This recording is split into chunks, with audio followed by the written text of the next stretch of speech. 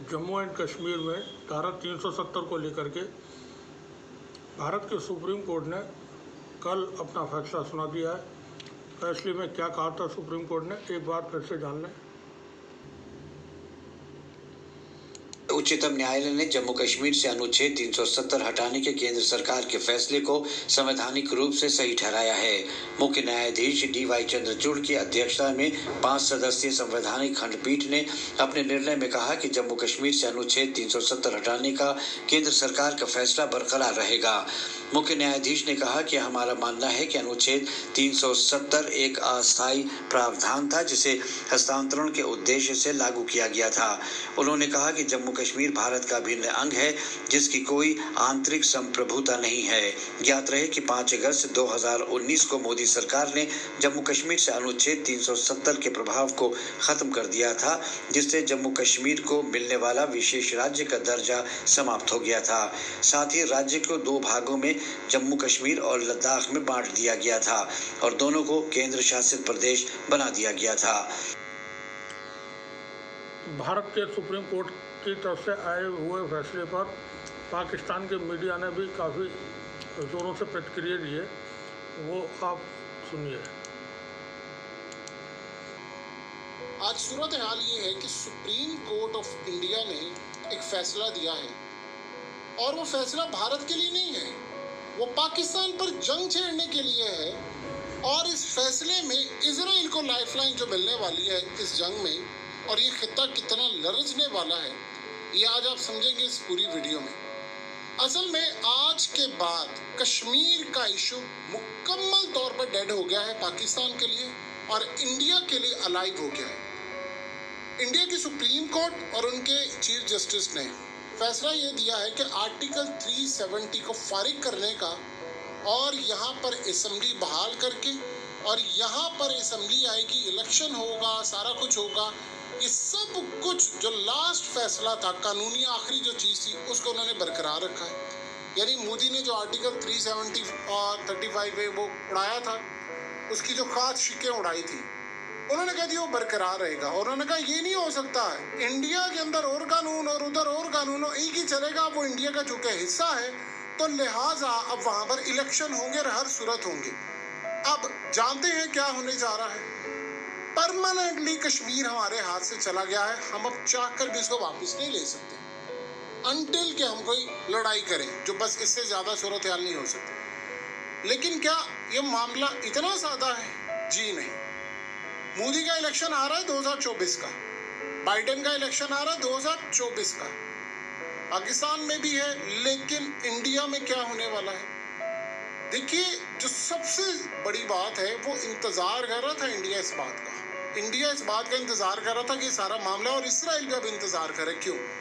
India इंतजार कर रहा था कि हमें एक लीगल कवर मिले। अब इंडिया के अंदर कोई भी गवर्नमेंट आ जाएगी, चाहे राहुल गांधी की हो, दूर दूर तक अब उसका फिलहाल कोई इम्कान तो नहीं है, लेकिन अगर हो या आ जाए या कल को कुछ हो जाए, आप अब इस फैसले को रिवर्स कर नहीं सकते।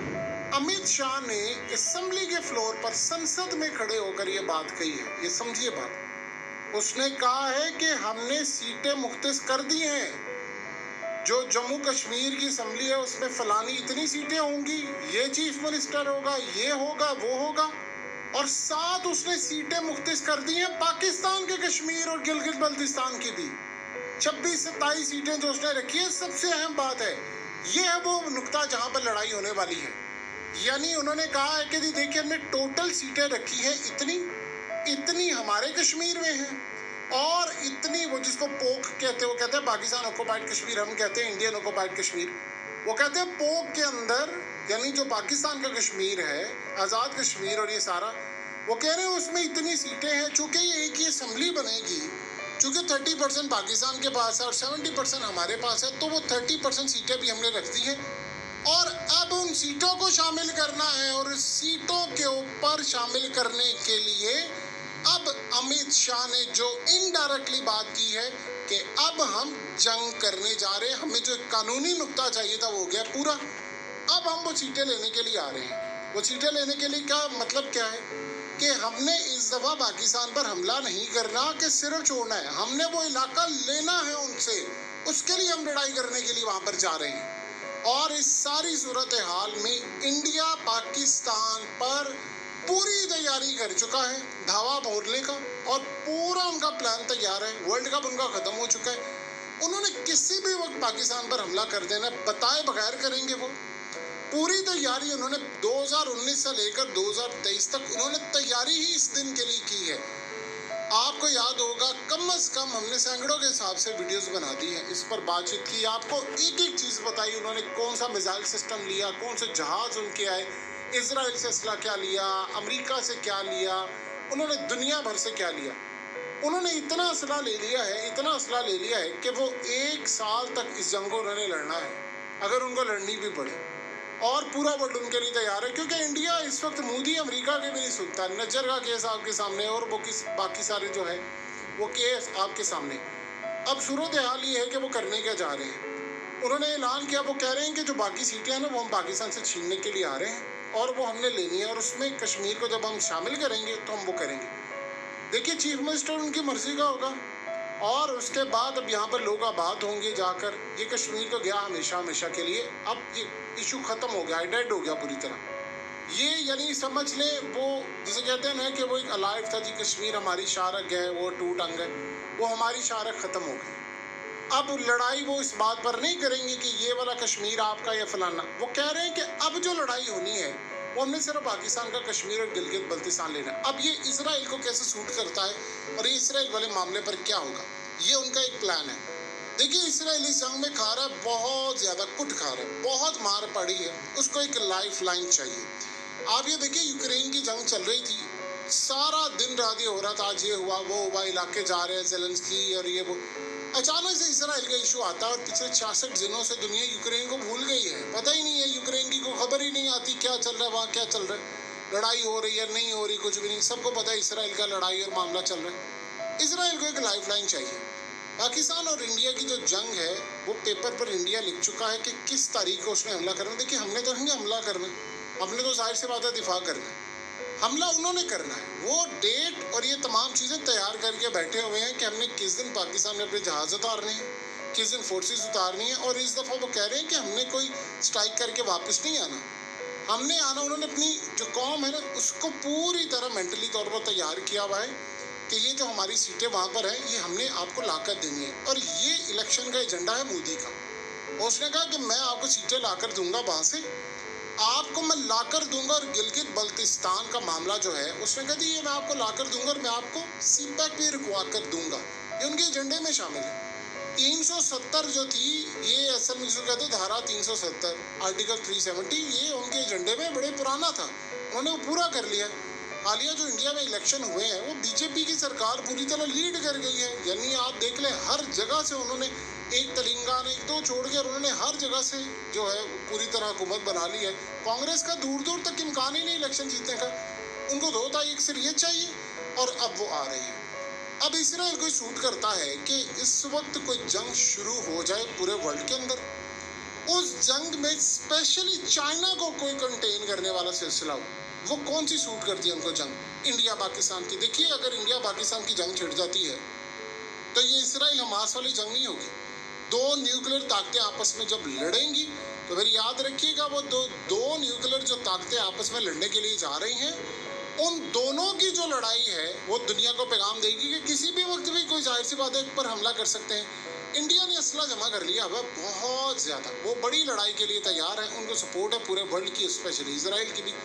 वो इस जंग में जब कूदेंगे और वो प्लान ये कर रहे हैं कि अगर इसराइल ये समझता है कि इंडिया इस जंग में कूदे और वो जो उसको बैक कर रहा है कि आपको जंग जल्दी शुरू करनी चाहिए ताकि दुनिया का ध्यान मेरी साइड से हटे। जैसे यूक्रेन की जंग थी और ध्यान अब सारा पूरे वर्ल्ड का इसराइल और उधर चला गया है, तो वो कह रहे हैं कि ध्यान हमसे हटे, हमसे हटकर इंडिया पाकिस्तान की जानिब आए।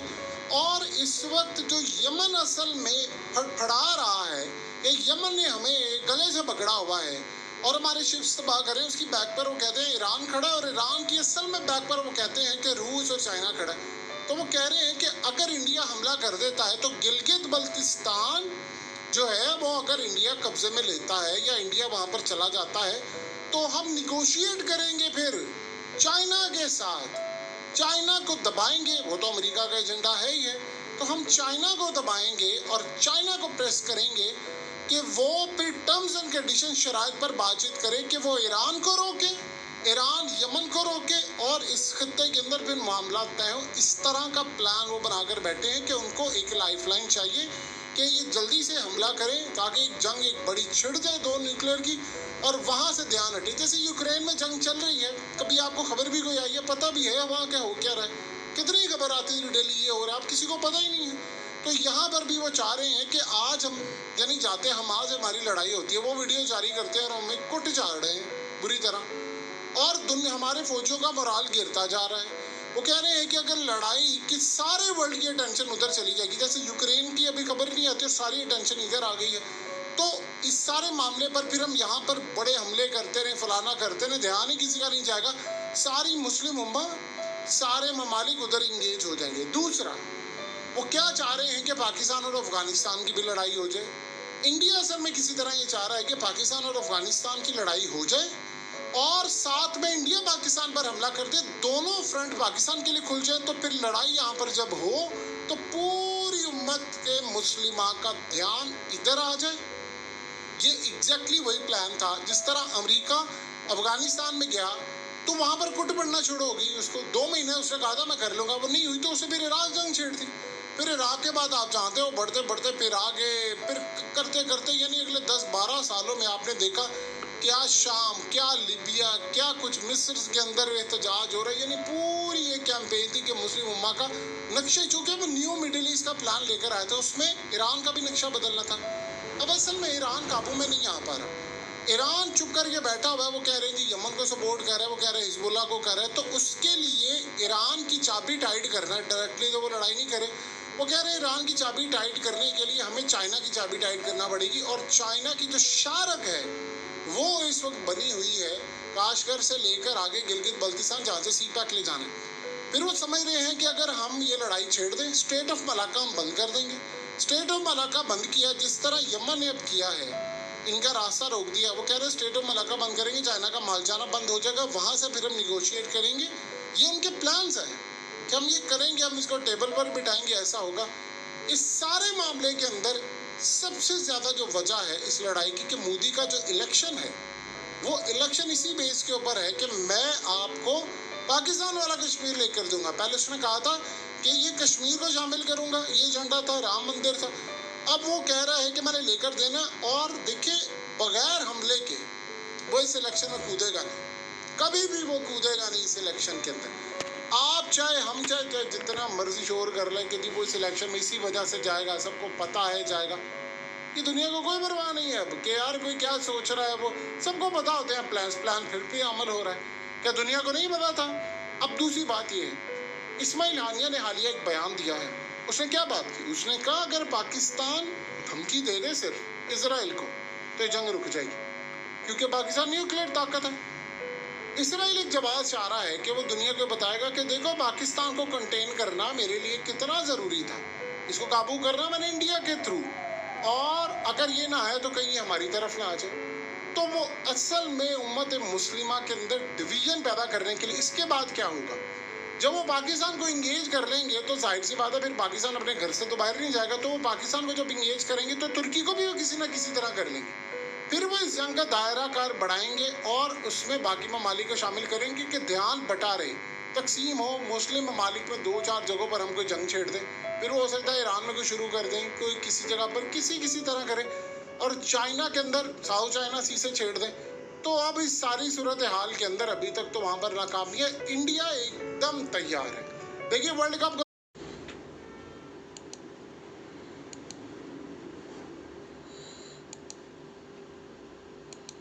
भारतीय हुकूमत की ही जो है वो डगर पर चल पड़ा है।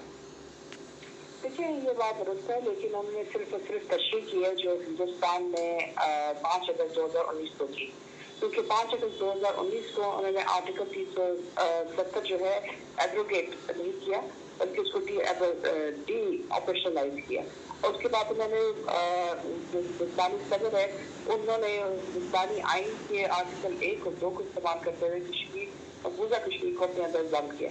ये तमाम चीज़ें जिसकी इस वक्त इंडियन सुप्रीम कोर्ट ने तशरीह की है।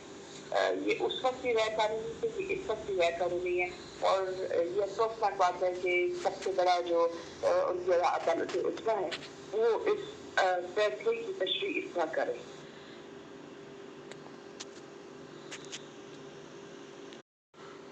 यहाँ हम आपको पाकिस्तान के एक जर्नलिस्ट हैं मोहित पीरजादा, उनकी रिपोर्ट आपको के सामने पेश करते हैं। को मतवक्का जिस तरह से एक्सपेक्टेड था, एक मतवक्को किस्म का फैसला है जिसमें जाहिर है कि एक ऐसी सूरत हाल थी जिसमें हिंदुस्तान की रियासत ने एक राजनीति का, रियल पॉलिटिक का, मैटर ऑफ स्टेट का फैसला कर दिया था। और किसी भी सुप्रीम कोर्ट का जहां एक हुकूमत जो इतनी पॉपुलर भी हो और जहां उसको एक रियासत का मामला करार दे दिया जाए, उसको चैलेंज करना किसी भी सुप्रीम कोर्ट के लिए, उससे डिसएग्री करना, खास करके हिंदुस्तान के मखसूस सूरत हाल में कश्मीर के बारे में जिस किस्म की एक पब्लिक ओपिनियन पाई जाती है, बहुत ही मुश्किल था। तो आप कह सकते हैं कि ये बिल्कुल एक एक्सपेक्टेड डिसीजन है, लेकिन इसके बावजूद ये एक ऐसा डिसीजन है जिसकी बड़ी इम्प्लीकेशंस हैं कश्मीर के लिए, कश्मीरी मुसलमानों के लिए, कश्मीर के तमाम बाशिंदों के लिए, हिंदुस्तान और पाकिस्तान के रिलेशनशिप के लिए, और खुद हिंदुस्तान के आईनी और कानूनी ढांचे के लिए। ये एक ऐसी डेवलपमेंट है जिस दुनिया भर के अखबार ने इसे कवर किया है, लेकिन गालिबन सबसे बेहतर इसका जो क्रिटिकल अप्रेजल है इस फैसले का, वो हिंदुस्तान के left leaning, left of the centre paper जो ऑनलाइन पेपर है दी वायर ने इसका बहुत जबरदस्त एनालिसिस किया है। और जहां मैं बाकी तमाम अखबार की हेडलाइंस आपको दिखा सकता हूं स्क्रीन के ऊपर, मैं चाहता हूं कि वायर की 3-4 स्टोरीज जो हैं इस हवाले से, जिसमें इसको रिपोर्ट किया गया, जिसमें इसका एनालिसिस दिया गया, जिसमें इस हवाले से क्वेश्चंस उठाए गए हैं, वो मैं आपको स्क्रीन के ऊपर दिखा सकूं। और इस हवाले से एक स्टोरी कम अज कम ऐसी है जो बहुत ही इंपॉर्टेंट है, एक से ज्यादा स्टोरी बहुत इंपॉर्टेंट है, लेकिन ये जो स्टोरी है, एक स्टोरी तो वो भी है जो अनुराधा भासन जो चीफ एडिटर है कश्मीर टाइम्स की, जो जम्मू की एक पब्लिकेशन है, और इस वक्त मेरा ख्याल है अनुराधा भासन जो है वो स्टैनफोर्ड यूनिवर्सिटी के अंदर एक फेलो है, उन्होंने जो एक आर्टिकल लिखा कश्मीर टाइम्स के लिए जिसे दी वायर ने प्रोड्यूस किया है, बहुत ही कमाल का ये पढ़ने वाला आर्टिकल है, जिसमें बुनियादी तौर पर जिसका उन्वान ये है कि सुप्रीम कोर्ट का जो फैसला है इसमें जो आ रहा, और ये उस फैसले से आने से पहले उन्होंने ये अपना आर्टिकल लिखा है, why history and the legal context matters. और जो लोग पढ़ना चाहें, समझना चाहें, खा हिंदुस्तान में हो, खा पाकिस्तान में हो, या दुनिया में कहीं भी हो, और इस मामले को एक क्रिटिकली देखना चाहें, इस डिसीजन को, उन्हें इस आर्टिकल को, जो अनुराधा भासन का आर्टिकल है, इसे जरूर पढ़ना चाहिए। लेकिन एक दूसरा एनालिसिस जो दी वायर ने इसका किया है, जिसका उन्वान समथिंग लाइक इस तरह है कि 4 एसेंशियल जो टेक अवेज हैं सुप्रीम कोर्ट के डिसीजन के, वो क्या है। वो 4 पॉइंट्स जो हैं वो बड़े ही इंटरेस्टिंग है अगर आप उनको इम्प्लीकेशंस के हवाले से देखें हिंदुस्तान के कानूनी आईनी ढांचे के लिए। पहला पॉइंट ये है कि हिंदुस्तान के सुप्रीम कोर्ट ने इस फैसले में लिख दिया है कि हर जो फैसला होता है किसी हुकूमत का या प्रेसिडेंट का, उसे अदालत में चैलेंज नहीं किया जा सकता। ये गालिबन पहली दफा है कि दुनिया की किसी अदालत ने इस किस्म का एक डिक्टम या एक कानून या एक प्रिंसिपल वज़ा करने की कोशिश की है with grave implications for India's constitutionalism and India's जो rights हैं इंडिविजुअल के versus the state, उस पर इसकी बहुत implication है। दूसरी चीज़ ये है कि जहां हिंदुस्तान की सुप्रीम कोर्ट ने चूंकि इस मामले में जम्मू और कश्मीर जो एक पहले से एस्टैब्लिश स्टेट थी 1947-48 से, उसका दर्जा कम करके उसको यूनियन टेरिटरी में डिवाइड, उसको स्प्लिट कर दिया, 3 हिस्से उसके कर दिए, कश्मीर, जम्मू और लद्दाख जो एक स्टेट थी, फिर उनको यूनियन टेरिटरीज में कन्वर्ट कर दिया। तो यहाँ पर सुप्रीम कोर्ट इसको चैलेंज किया गया था, तो सुप्रीम कोर्ट ने अपने फैसले में इसको ओपन रखा है, इसके ऊपर कोई जजमेंट नहीं दी, लेकिन at the same time contradiction ये है कि लद्दाख जिसको यूनियन टेरिटरी में कन्वर्ट कर दिया गया है, उस चीज को इंडियन सुप्रीम कोर्ट ने अपहोल्ड कर दिया है, ये कह के कि हुकूमत ने उन्हें एश्योर करवाया है कि बहुत जल्दी लद्दाख का स्टेटस जो है वो यूनियन टेरिटरी से एक रियासत में बदल दिया जाएगा।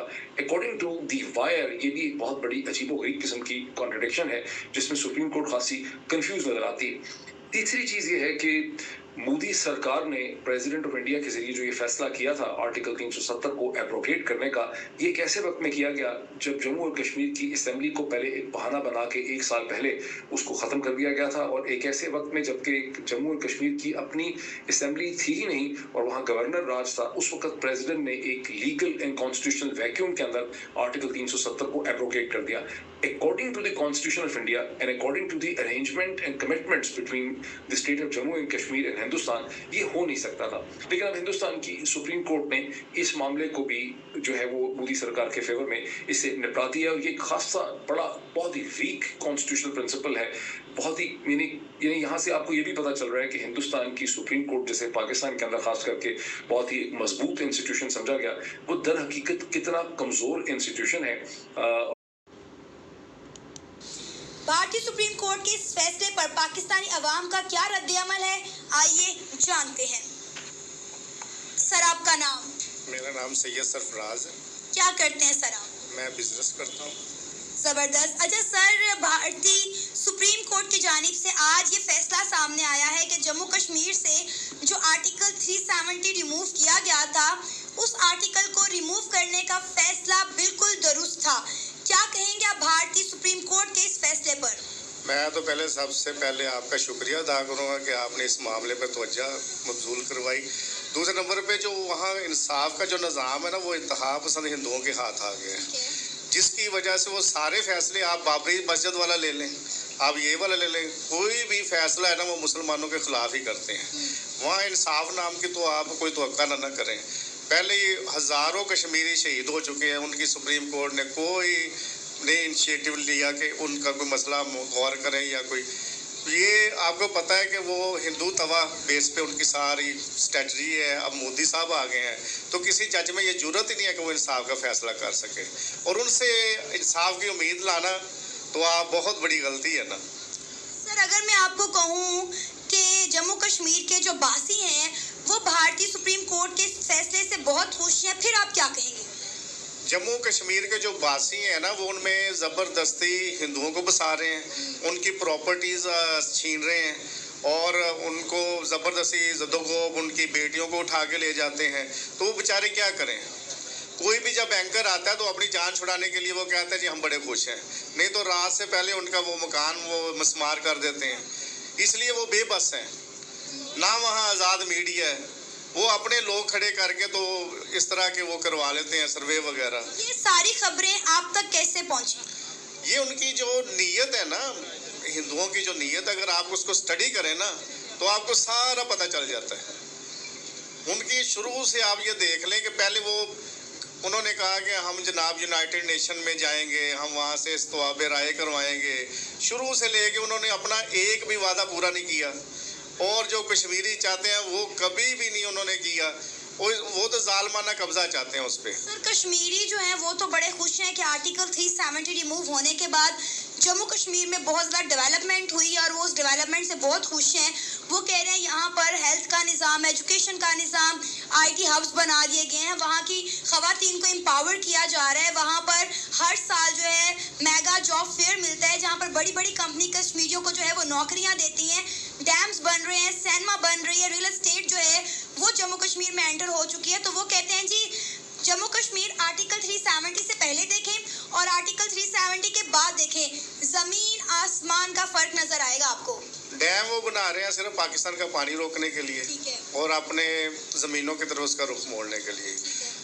अगर वो इनके हमदर्द होते तो इनसे ज़बरदस्ती ज़मीनें ना खरीदते, अपने हिंदुओं को ना। जब कश्मीरियों के बारे में बात करते हैं तो फिर हम कश्मीरी पंडितों के बारे में बात क्यों नहीं करते? जब उनके साथ जो कुछ हुआ वो सारी दुनिया जानती है, लेकिन हम सिर्फ जम्मू कश्मीर के लोगों के बारे में बात करते हैं, मुसलमानों के बारे में बात करते, तो हम फिर हिंदू पंडितों के बारे में बात क्यों नहीं करते कि उनके साथ क्या हुआ था? जब किसी नौजवान के सामने उसकी बेटी उठाई जाती है तो वो जज्बाती तो होगा ना, तो वो फिर जज्बाती होकर फिर कोई ना कोई ऐसी हरकत करेगा ना।